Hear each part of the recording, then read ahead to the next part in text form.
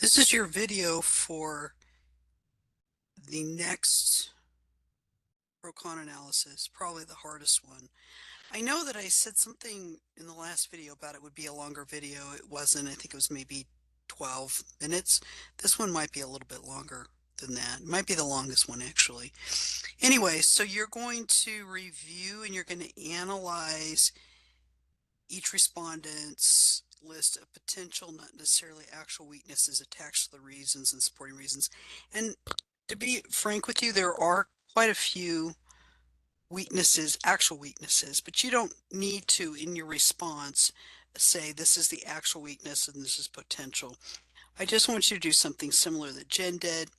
Again, you can use your responses from the last time or the answer key from the last time to list out the reasons, supporting reasons.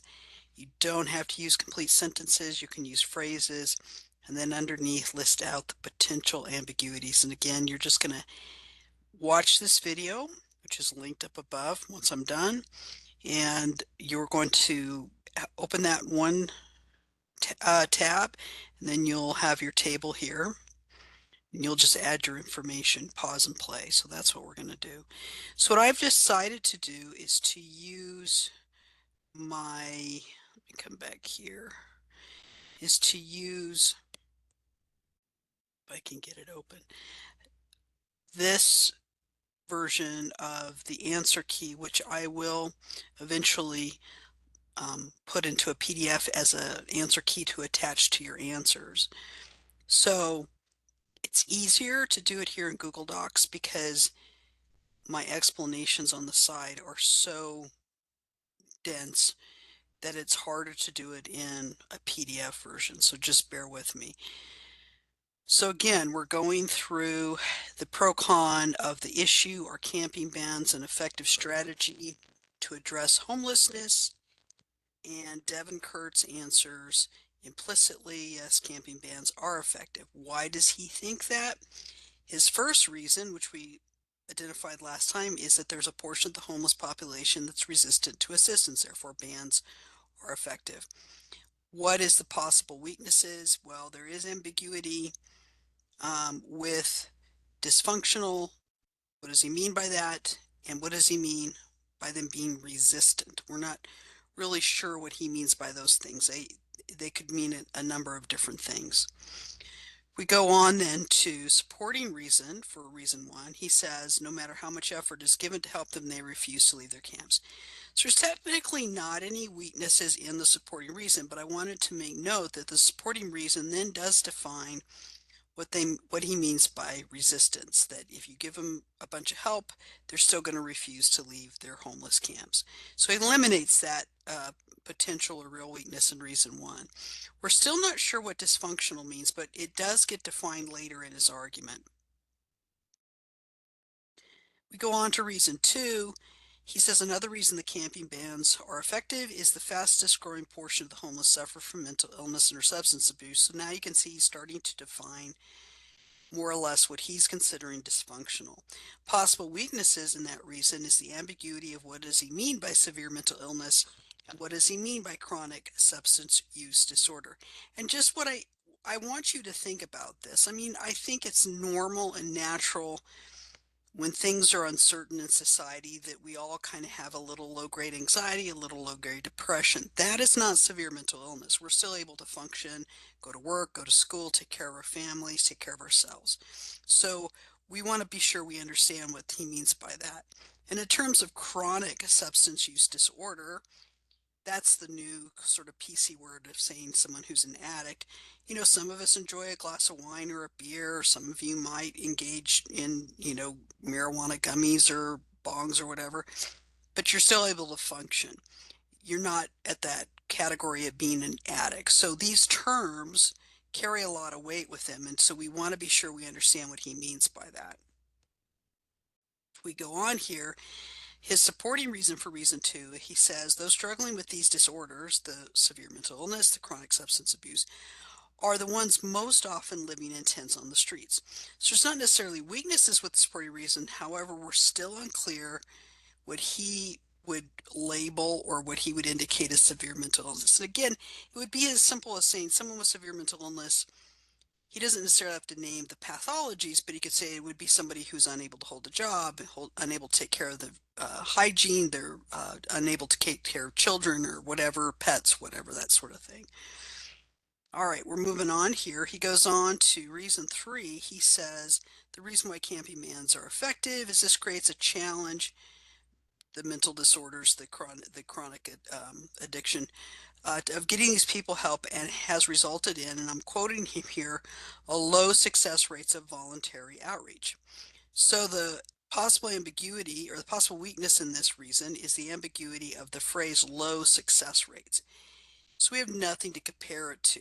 Is getting one or two people in a city, let's say the city of Tempe, low success rate versus last year there was none, or is getting 15 people or 25 people? We don't know what he's comparing that to. But I have a note here. If you notice the evidence follows, which he has here, which he links to the Journal of Experimental Criminology and also the JOM International, he does give evidence that clears up that ambiguity of what he means by low success rate. Moving on here, we have reason 4. Why else are camping bans effective? He says because there's more of a risk for failing to get these people off the street than not enforcing camping bans. So in other words, camping bans are the lesser of two evils, is basically what he's claiming. So the possible weakness here is an assumption. Remember, an assumption is an unstated idea, belief, or um, yeah, an unstated idea or an unstated belief, an unstated opinion. So the assumption is that there will be more devastation to homeless individuals in not enforcing camping bans. That's the assumption. And that's what he's actually trying to claim implicitly. We have to assume the unintended consequences of the bans, because there are going to be unintended consequences for sure, are less problematic than allowing the homeless to remain where they're at. So imagine what he's saying is, he's implicitly saying to you, camping bans aren't perfect, but they're the lesser of two evils. And then if we move on here to reason 4, he's continuing, he says, getting these people help is a matter of life and death. And I quoted that. The reason I wanted to quote that is to point out that this is not just a possible weakness, it really is an actual weakness. He's invoking negative emotions. It's a logical fallacy. So with that above assumption and not having a clear understanding of the consequences of bans, intended or not, the drawbacks or negative, this negative language, it's a matter of life and death, it is evoking extremist emotion. So anytime, we've heard probably in the political debate in the last number of years that this candidate or this policy or whatever is an existential threat. And so when the media or when influencers use phrases like that, they're invoking negative emotion. They're hyping up and sensationalizing something to the point that it's ridiculous. And if we move on here, his reason 5 for not enforcing he says camping bans are effective because not enforcing camping bans result in people being left outside to die in the elements. And again, I put that in quotes because that phrase, again, is evoking the negative emotions. In addition, there's an assumption that without the bans, the only other alternative, we don't do the bans, his assumption is, well, they're going to die in the elements.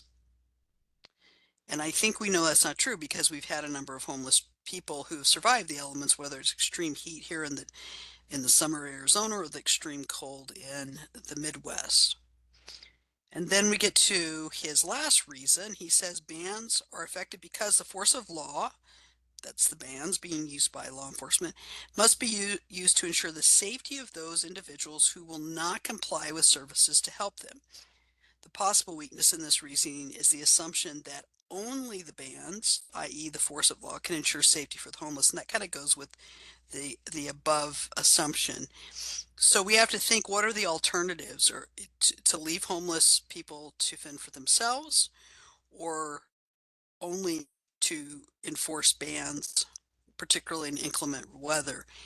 That's his only 2-point solution. That's almost the logical fallacy of either or. Hasn't come right out, but it's kind of like a fallacy of either or because he's not said, well, here are some other alternatives. All right. So that is the possible weaknesses, sometimes actual weaknesses in Devon's reasoning. We haven't, and we've already looked at the weaknesses, potential weaknesses in the evidence. Again, you'll have to weigh those for yourself. All right, we're moving on then to Alec Vandenberg, who is arguing that camping bans are not effective at addressing homelessness. Why does he think that? He says one reason why they're not effective is because they are, quote, dangerous fixes. Whoops, what did I just do here? I'm screwing around here. To the real problem. So this is the logical fallacy of invoking negative emotion. Dangerous fixes, that using that language. We have to be careful with language because language can be emotionally loaded. And it's also an ambiguity. That fallacy is creating the ambiguity of what does he mean by dangerous. In addition to his use of those quotes around fixes, because he's implying or alluding to the fact that bans are not fixes, yet he never goes on to really describe, at least, well, he does actually, I'll take that back. He does kind of go on to describe what he thinks the fix would be. What would be the fix?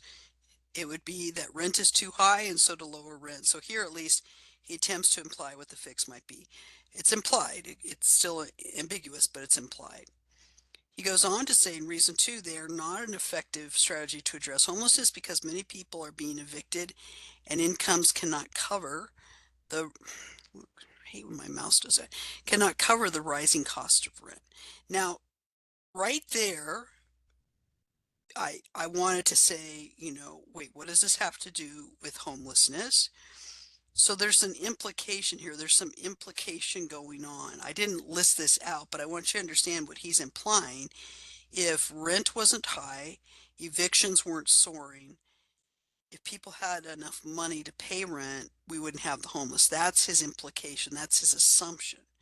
So it's a really huge assumption, actually, that if we lowered rent, if we raised incomes, we would get rid of the homeless problem. But we know that that is not the only cause of homelessness. It is one, but is it the primary one? That would be something to ask yourself. We, of course, ignored that because that was the partial counterargument, which we'll discuss later. All right, he goes on here with reason three, and he says the bans are ineffective because communities should direct their financial resources, in other words, not put money, taxpayer money, into hiring law enforcement to do the bans, but they should direct their financial resources to, quote, rental assistance, affordable housing, employment, substance use, and behavioral health, instead of enforcing.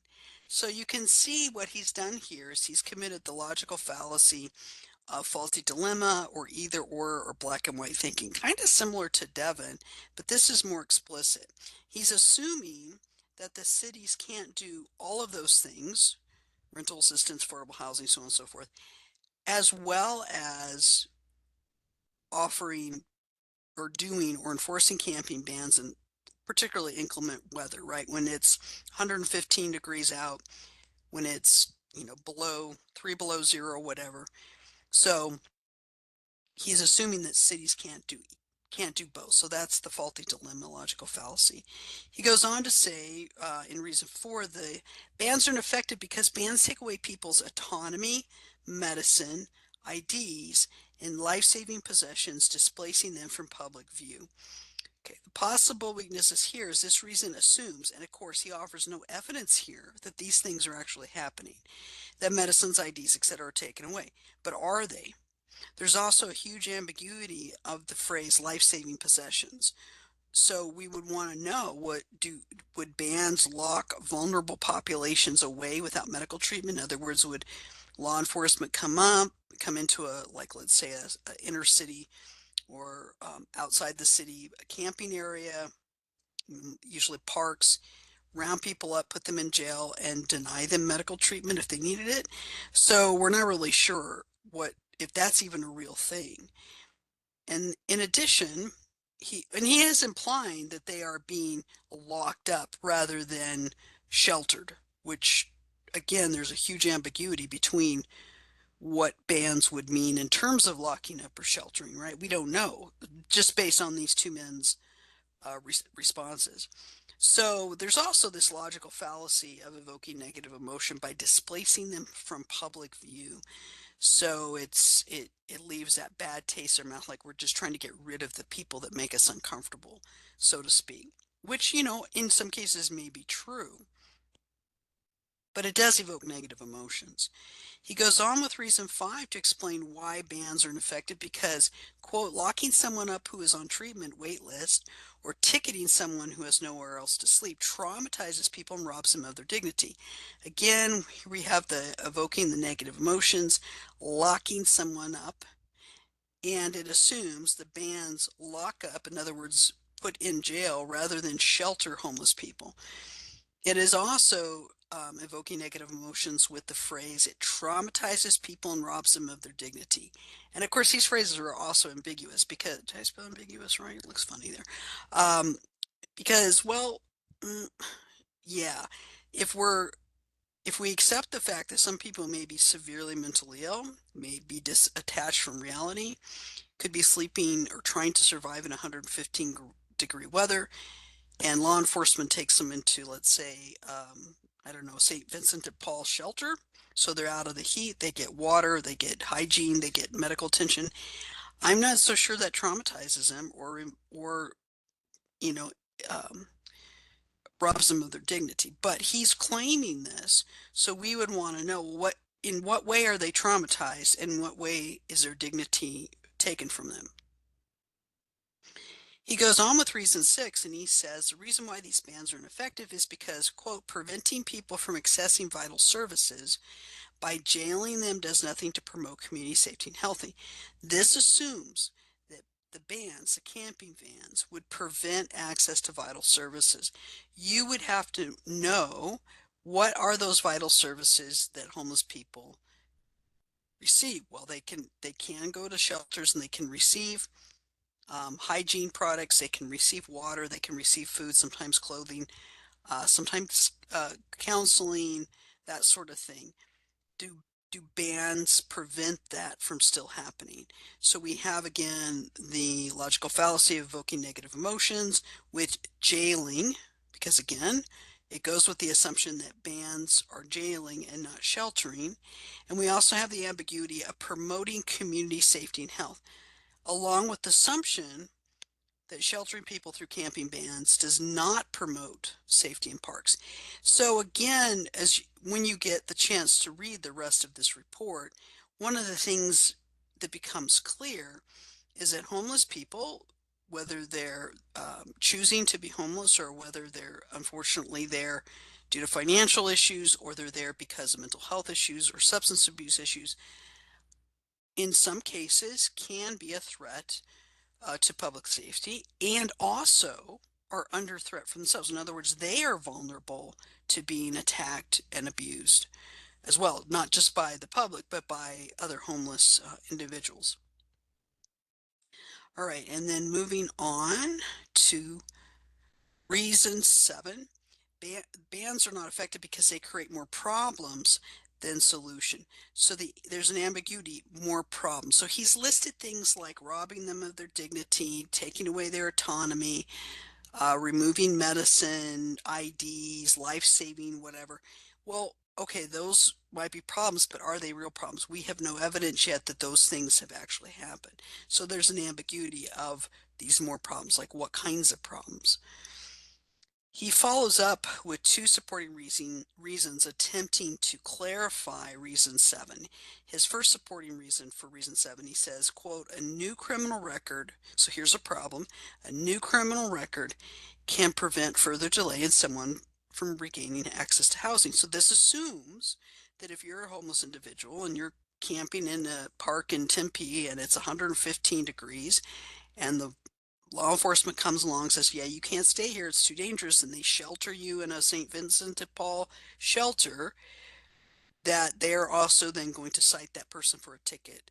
So this is unclear if that is actually happening. We're not sure that this is something that's happening. He goes on with reason 7, supporting reason B. He says, quote, "Finding or arresting someone for life-sustaining activities such as eating in public creates a costly and cruel homelessness to prison pipeline." Possible weakness, of course, assumes the camping bans result in fines and arrests rather than sheltering.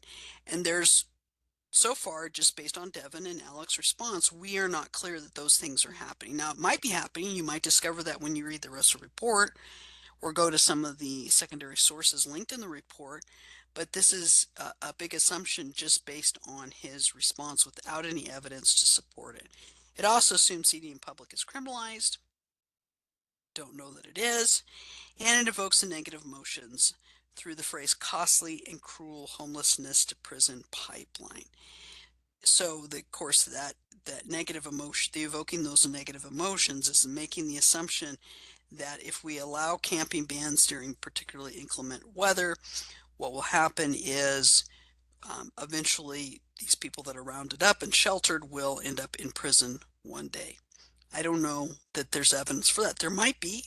At this point, we don't know because we're just going through the rest of, we're just going through the pro con. Of course, this is his partial counter argument, which we'll cover in another lesson. So there you have it. That's a lot of weaknesses on both sides.